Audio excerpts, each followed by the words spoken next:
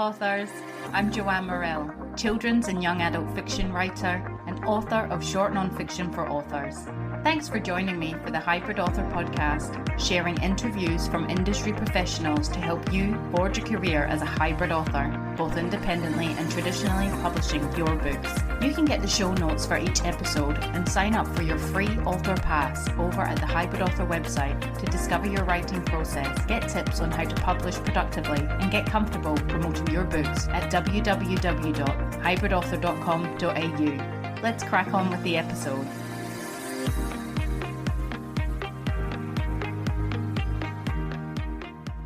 Hello, authors!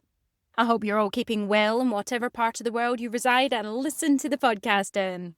Today's interview is with Christopher Cheng on tackling tough topics, addressing big themes in children's literature with sensitivity, and we chat his inspiration to address hard topics and how to approach presenting them in a way that's gentle and age-appropriate for young readers, balancing complex themes with accessible storytelling. Christopher shares his creative process for developing narratives that resonate emotionally with children while ensuring they feel safe and understood. Feedback received from parents and educators regarding treatment of big themes and how that has influenced his writing and/or future projects. Christopher's tips and advice to writers looking to write for children, and much more.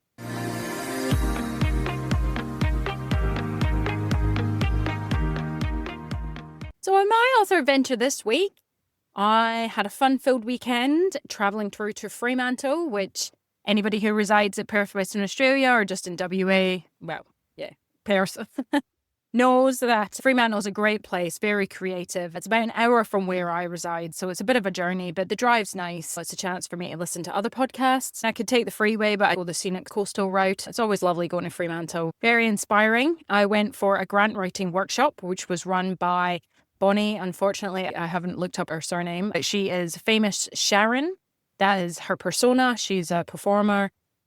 She's all sorts of different things in Perth. And yeah, she was chatting about grants and the different types of grants that are out there for creatives. And, you know, I've looked at grants before. I've had some gorgeous friends reach out to me and tell me about grants and how they would help me write a grant. I just haven't gone down that avenue before. There's always been a bit of a stigma around it that it's hard to do or it's a long process. But yeah, it was such an interesting workshop and I was really inspired and it was just super helpful. It was really great. There was about 20 to 25 of us and I knew a fair whack of them, children's authors, and a lot of different, but there was some other different people there who do different things. It was really worth going. If you ever see something that you've not done before in terms of different writing or just different stuff, go and check it out because it can be so worth it.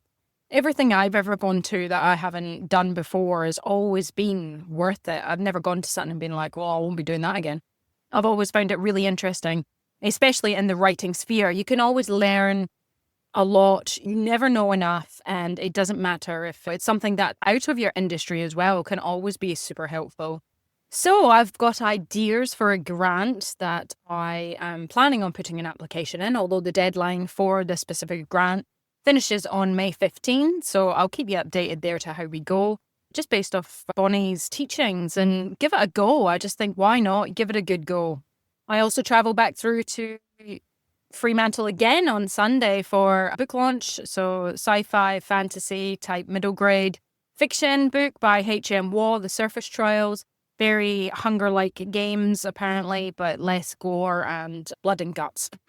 Less violence, more tame. Her launch was just gorgeous. It was at Paperbird, which is beautiful children's booksellers in Fremantle, and their store's it's just gorgeous. It's so whimsical and inspiring, and they do workshops and book launches, and always love going to Paperbird and spend a fortune because it's just gorgeous. So jam-packed book launch, lots of kids, and because it's obviously like a challenge, she was doing a kind of escape room type theme, which is really clever for the older kids, and puzzles and gorgeous cupcakes. Always love the cupcakes. It was nice to catch up with people that I know from SCBWI, which is the Society of Children's Book Writers and Illustrators, SCBWI West. They're all gearing up to go to Rottnest this year, which is the writers' retreat that I have attended every single year, bar one, for the last 6 years or something. And you know what? You would maybe feel like you would feel you were missing out, but I have to say, when I went last year, it's a case of just catching up with people. It's not where I'm focusing my writing at the moment. So I didn't feel like I was missing out. And I know everyone's going to have an absolute amazing time. So I wish everybody well, whoever's listening that's off to Roto. Enjoy, and I hope your weekend is not full of rain and big waves, although that makes it quite adventurous as well.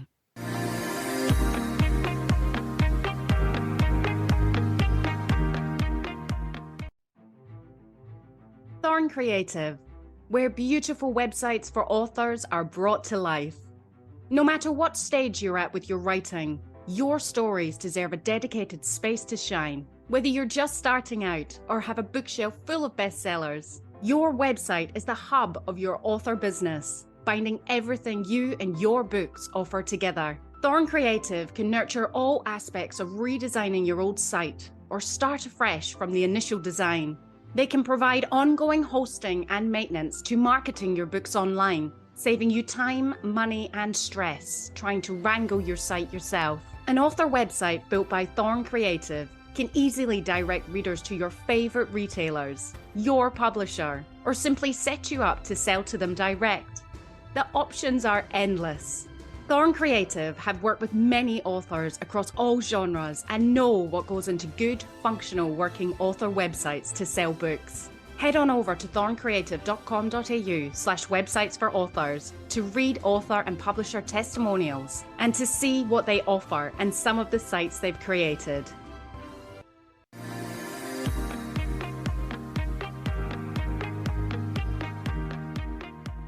Christopher Cheng dwells in an inner-city Sydney terrace and writes fiction and nonfiction for children full-time. He taught in city and outback schools for a number of years and at Taronga Zoo. He is co-chair of the International Advisory Board for the Society of Children's Book Writers and Illustrators, SCBWI, and has a Master of Arts in Children's Literature. He presents to people of all ages at schools and festivals worldwide. His many picture books include Bear and Rat, lovingly written for his amazing wife Binni, and illustrated by Stephen Michael King. OneTree, illustrated by Bruce Whatley, was shortlisted in the 2020 New South Wales Premier's Literary Awards and is a CBCA Notable Book. Fantastic! Welcome to the Hybrid Author Podcast, Christopher. Thank you. It's lovely to be here. Oh, we're absolutely honored you could join us. We're just going to dive straight in. You know, your bio sort of shares that you've worked in schools and you've got a Master of Arts in Literature, but you know, what set you on the path to becoming a writer in the children's genre? I guess it goes back a long, long way because I'm an infants primary teacher by profession. And so my favorite class, the one I enjoyed most, was teaching kindergarten. The other thing for being an actual writer is probably way back to when I was in 3rd and 5th class at primary school. And my teacher, who was the same guy, waddled into the classroom every day, but once a week, he would relate these wonderful adventures of himself and Dr. Waddington and the excursions and the adventures that they had together. And he just made up these stories on the spot and had, these bunch of 3rd and 5th class boys absolutely eating out of his hand. So I guess that's where it sort of started. Although I've always loved books. I should say too that I actually still know my 3rd and 5th class teacher. We have lunch a couple of times a year. So yeah, it goes back a lot. I told you it goes back a long way. Yeah. So, but then again, when I was teaching in kindergarten, I just had an immersed classroom full of books and reading and stuff like that. I wasn't writing writing kids' books or anything. Then I was just writing lots of letters at that stage. Does the teacher, does he know that he's been a bit of an inspiration for you? Oh, yes. He knows very well. He giggles a lot about it. So he sort of talks about it. He doesn't think it's him, of course. But I mean, if I had to say there was one thing that tricked me onto making up stories, it would be him. But then again, I never thought I'd be making up stories. It's, I've always liked just to write stories, and they've always been just for me. Amazing. Well, in your children's books, you explore quite big themes of, friendship and loss and resilience and things. What inspired you to address those types of topics, and how did you approach presenting them, in a sort of gentle, age-appropriate way for younger readers? Yeah, it's popped up a few times lately, and, it's the themes that are popping out that people mention, like friendship and loss and resilience and grief and things like that. It just happened to be at that time in the story that I'm writing. I always write for myself. So my audience is me to start with.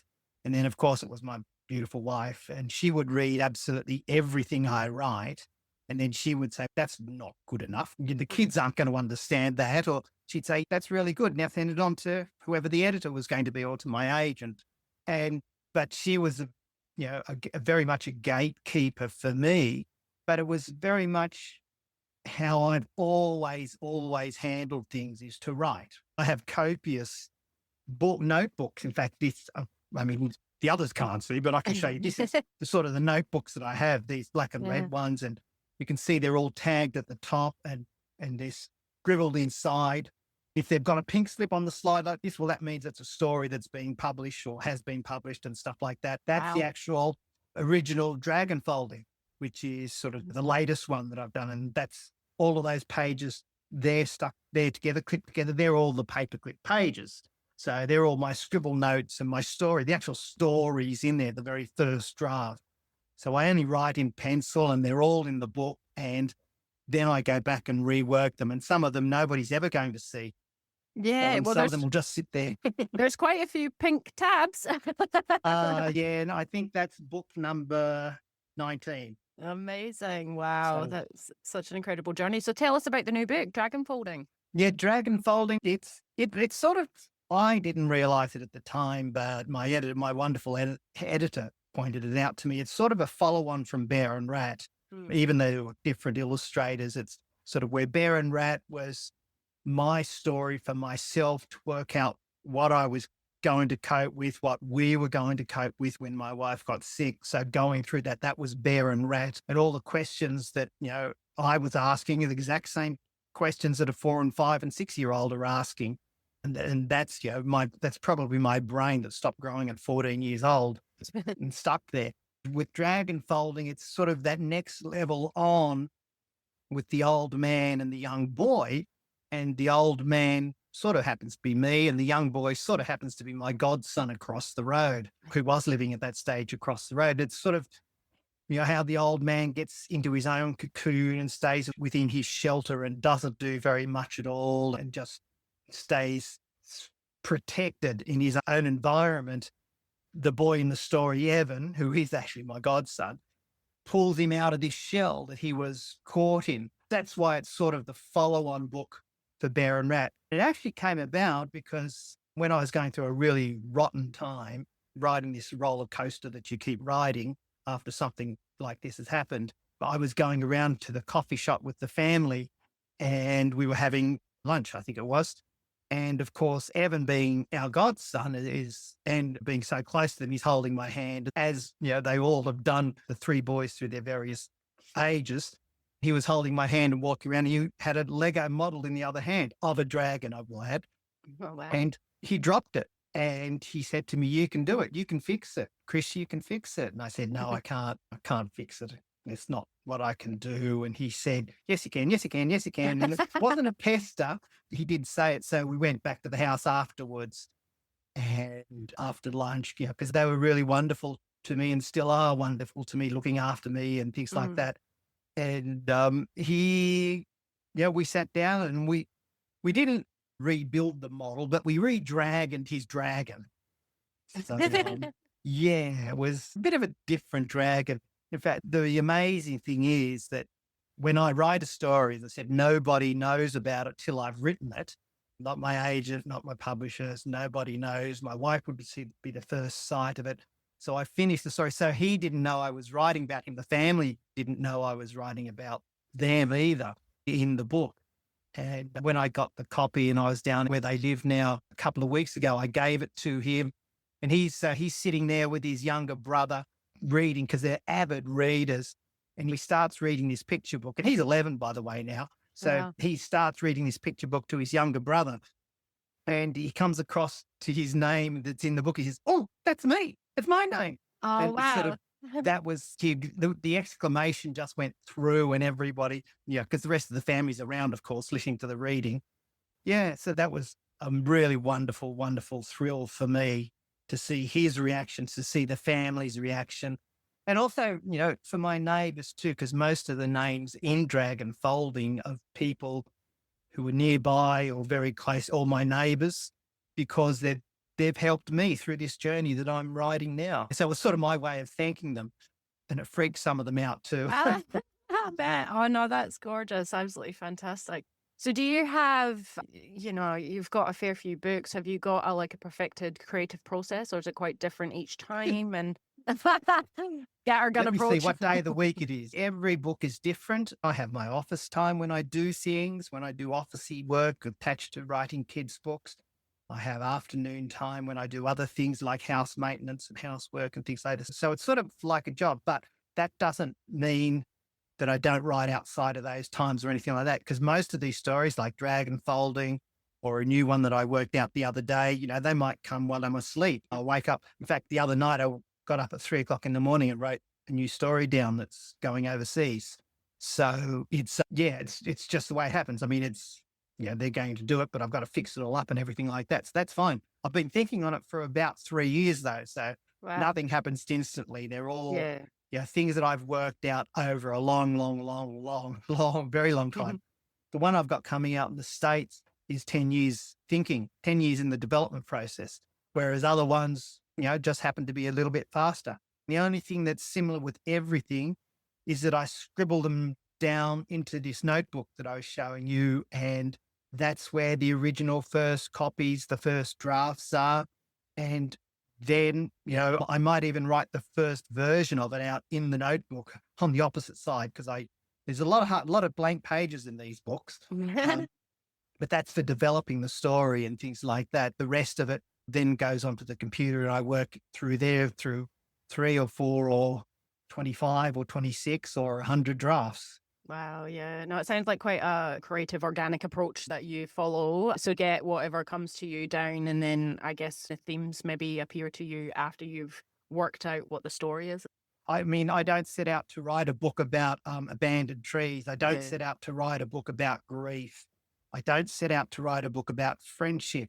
I write, they're woven into the story, and then when I've written it and when my publisher, we have a look at it together, we say, oh, that's about grief, or that's about this. That's not what I write to start with. What I write to start with is a story that I want to read. And hopefully, it's might stay with me if it's one just for me. It might go further and get published if it's one that sort of gets a nod, like Bear and Rat have, and certainly like Dragon Folding has. Yeah, even what you said before, was it Re-Dragoning Your Dragon? That actually sounds like a good title, I think. Yes, very much. And I've got it. Don't worry. Yeah, it's written down in the book somewhere. Oh, good. No, that's fantastic. So what, across all the various books and things like that, what kind of feedback have you had, from parents and educators in regards to the story and themes? Have you had any sort of feedback saying, it's really touched one of your children or them, either the characters or the story or the messages and the themes and things like that? Have you had feedback over the years? Yeah, I have. I mean, I've been doing this for a while, 35 years, so last century. And initially they were nonfiction books and things like that, animal-based books because of my zoo experience. Yeah. And so they sort of didn't garner the feedback. But since I've been writing picture books and even my historical fictional novels that I wrote, they were impactful. And I would get, because some of them are on the various curriculums as well. And so I'd get people writing back for those. But since I've very much now with writing the books that I am writing now, especially the picture books that I am writing now, they've had a huge response. I mean, especially a book like Bear and Rat. That's I have consistently had emails coming in or Instagram posts or something. In fact, just a couple of nights ago, I got one from Instagram post from Italy. Wow. Saying, this is a beautiful book. I cried.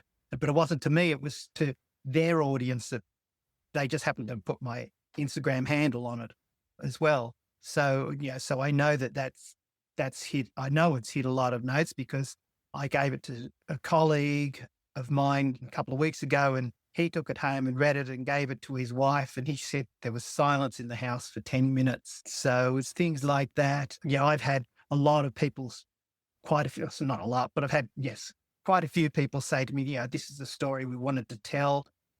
Bear and Rat has been used in a lot of grief handling with lots of young kids, to talk about grief when their animals have died, or when their favorite pets died, or when the grandmothers died and things like that. That sort of has come back through to me, which is really powerful for me. It's great, considering I wrote the story just for me, and it wasn't, like all my things, they're just for me to start with, and we'll see where it goes from there. So it's had a wonderful response. Dragon folding's the same type of thing too.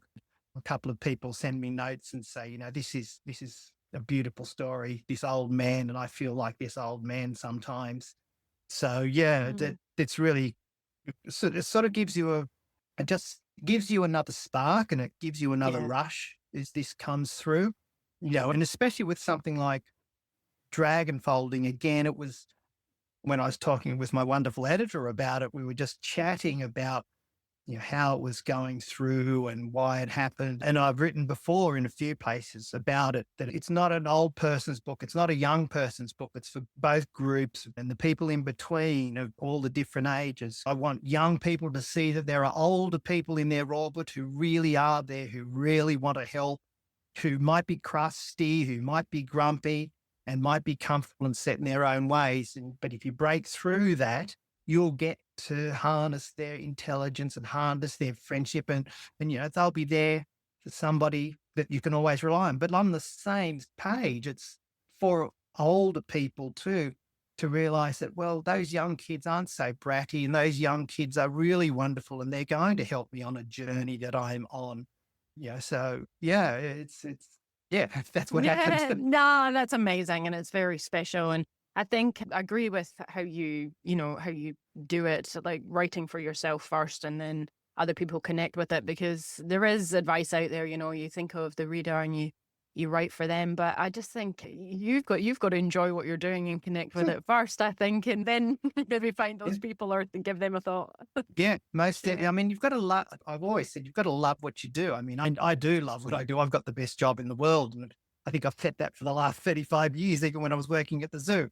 But, writing now, doing what I do, writing stories that touch people's lives, that make somebody stop and think. It's telling the older person or a story for the younger person, especially picture books for the younger kids that I happen to write for. I want them to see my story, and this is my story. I've got one book with a girl who plays with old equipment, who invents things. And so that's really powerful. Girls can see themselves doing things. I've got multicultural kids from various backgrounds, not just because I'm half Chinese or I'm immersed in that culture. It's just that I happen to have written that story. This is OneTree and that Bruce Whatley did, illustrated, and I don't specify anything to the illustrators who illustrate the books, because I failed art in kindergarten, and Mrs. Kane knows it, so I always blame her. And I don't tell them what to do, how to draw the pictures. That's their job. That's their wonderful skill. And I just get so amazed when I see they've taken my 400, 500, 600 words and created 32 pages of glorious art. And I should say that it should be art hanging in the art galleries, not alongside the Streetons and alongside the Lindsays and all of these other ones that are hanging in the gallery. These art pieces that our creative illustrators create should be in the galleries right there too. Well said there. Well, you've already shared so much, Christopher, but do you have any sort of burning tips for any authors or anybody who are looking to sort of do what you do, write for children, make a difference? Yeah, look, I really think it's just write the story, your story, write what you want to write for yourself before you even think, wow, I want to be a children's author and publish children's books and have people reading my books. It's fun. It's the best job, as I said, but it's also a thing that you've got to get your head around, know what the kids are reading and what the parents are buying, have a look and find out. And there's a lot of people that want to write kids' books that I find that drop me emails and things like that don't read kids' books. Don't read the stories, don't know how to write the sentences that kids want to read. They write an adult type of story, and I've had it before where they send me, I don't read people's manuscripts and give them suggestions or anything like that much anymore. But they would send me 2,000 words and say, I think this is a great picture book. Well, 2,000 words might be a bit too long. So know what the kids are reading, know what the parents are buying. The first thing that I always say is write for yourself, because that's what it is. Write for yourself so that you've got a story that you absolutely fall in love with, not just because you think it's a great story and tonight, but tomorrow and next week and next month. Because there are things that I've written that I think at the time are the absolutely best thing I've ever written, better than sliced bread. Then I go back to it a week later and think, oh, that's a load of rubbish, or that's not quite right, or I need to fix this up. But on the other page, there are things that I write that are just what I think are really great, and then they're ready and set, and I've got eyes on them. So, yeah. And of course, write every day. It's something to get those thoughts out, to learn how to put those thoughts down on paper, to write those ideas down, to get something to flow together. Yeah, that's sort of part of it all. Very much. Amazing. No, there's some really good tips there. Thank you so much. And thank you so much for coming on. And I know our listeners are dying to find out where they can discover, you, all your books, everything you do on and offline. Anybody, you can just jump to my website, chrischeng.com. And from there, it's got all the links to my Facebook and my Instagram and stuff like that. Like Dragon Folding, I've checked all the local bookstores lately, and there's plenty of copies around. I've had a lot of wonderful support from the local booksellers here. A couple of them didn't even know I was in the store and pointed it out to me after I realized, oh, yes, that's mine. Yes, very good. Because I'd completely missed it, which was so funny. Oh, well, that's fantastic. Thank you so much, Christopher. That was great. My pleasure.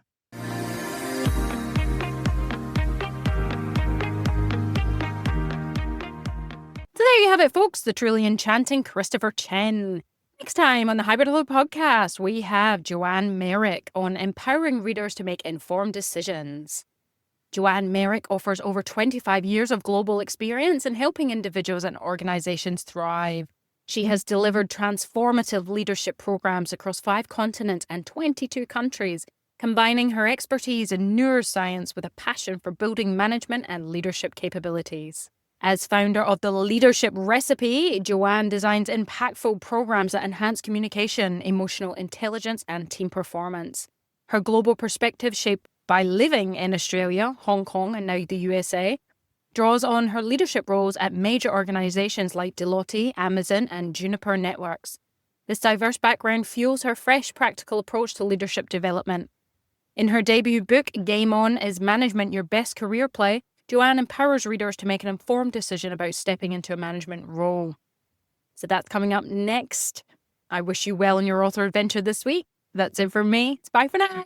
That's the end for now, authors. I hope you are further forward in your author adventure after listening, and I hope you'll listen next time. Remember to head on over to the Hybrid Author website at www.hybridauthor.com.au to get your free author pass. It's bye for now.